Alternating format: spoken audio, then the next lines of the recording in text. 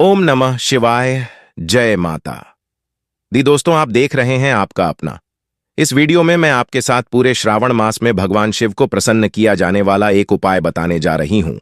अगर इस एक उपाय को, मात्र एक कार्य को, पूरे श्रावण मास में अपनी किसी भी इच्छा के लिए आप करते हैं, यकीन मानिए आपकी वो इच्छा 100% पूर्ण होती है, अति शीघ्र। दोस्तों, हम सभी जानते हैं कि भगवान भोलेनाथ का सबसे प्रिय मास सावन, इस समय पूरी धरती का संचालन, क्योंकि भगवान विष्णु योग निद्रा में चले गए हैं। देवशयनी एकादशी पर तो भगवान शिव शंकर भोलेनाथ माता पार्वती के ही हाथों में संचालन का, इस धरती का, इस पृथ्वी का कार्यभार है।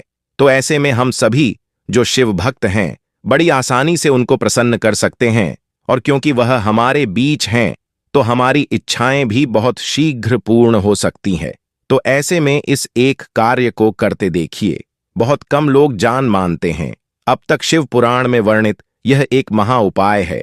अगर आप प्रथम दिवस सावन शुरू होने के दिन से सावन की आखिरी दिन तक करते हैं, अगर धन संबंधी इच्छा के लिए आप कर रहे हैं, नौकरी व्यवसाय में उन्नति तरक्की के लिए कर रहे हैं, संतान प्राप्ति के लिए कर रहे हैं, शत्रु नाश के लिए कर रहे हैं, अपना घर बनाना चाहते हैं, वाहन चाहते, किसी भी प्रकार की अपने जीवन में सुख सुविधा चाहते हैं, तरक्की उन्नति चाहते हैं, इस एक कार्य को करने से आपकी वो इच्छा पूर्ण होगी। देखिए, भगवान शिव को वैसे तो हम कई नामों से जानते हैं, जैसे कि हम भोलेनाथ कहते हैं, उन्हें शिवशंकर कहते हैं, औघड़दनी कहते हैं, शंभू कहते हैं, ऐसे सदाशिव कहते हैं। कई ऐसे नाम हैं जिससे हम भोलेनाथ को जानते हैं, नीलकंठ कहते हैं। लेकिन भगवान भोलेनाथ पंचानन है, मतलब भगवान के 5 सिर हैं। हमने ऐसी बहुत कम तस्वीर देखी होगी। हमने ब्रह्मा जी की बहुत सारी ऐसी तस्वीरें देखी हैं, भगवान विष्णु की ऐसी बहुत सारी तस्वीरें देखी, हनुमान जी की हम पंचमुखी हनुमान जी की पूजा आराधना करते हैं, लेकिन कोई ऐसी तस्वीर हम नहीं देख पाते हैं आमतौर पर जिसमें कि भगवान शिवशंकर 5 मुख वाले दिखाए गए हों। लेकिन ऐसा शास्त्रों में वर्णित है कि भगवान शिव पंचमुखी है, पंचानन है। तो सबसे पहले जान लेते हैं कि जब इस उपाय को हम करें तो उनके 5 मुखम के क्या नाम है, जिनको ध्यान में रख करके इस उपाय को हम करेंगे पूरे श्रावण मास में।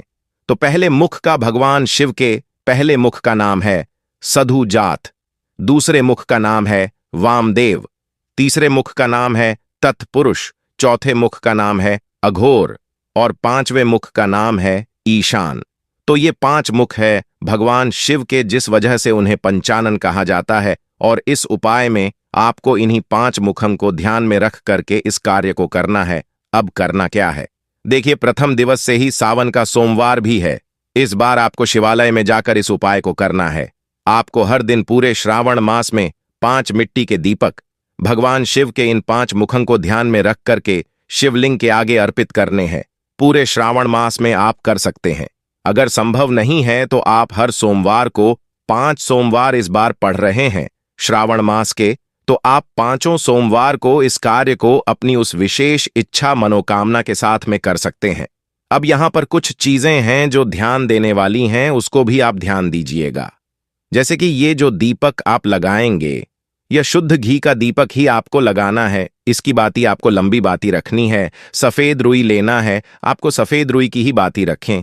वैसे तो पलाश की रुई अगर मिल जाए तो बहुत अच्छा है, अगर नहीं मिल सके तो कोई बात नहीं है, सफेद रुई ही रखें।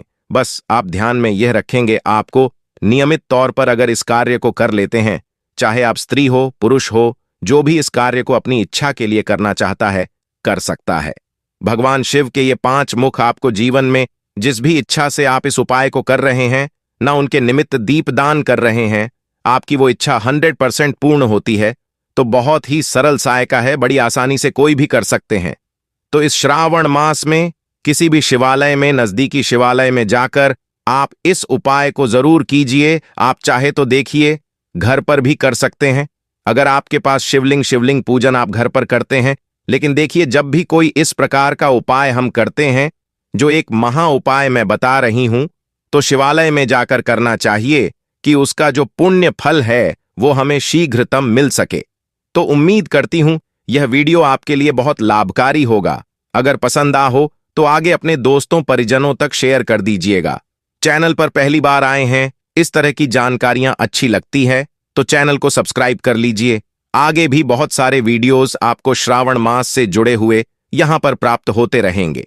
वीडियो देखने के लिए बहुत बहुत शुक्रिया। जय माता दी, हर हर महादेव।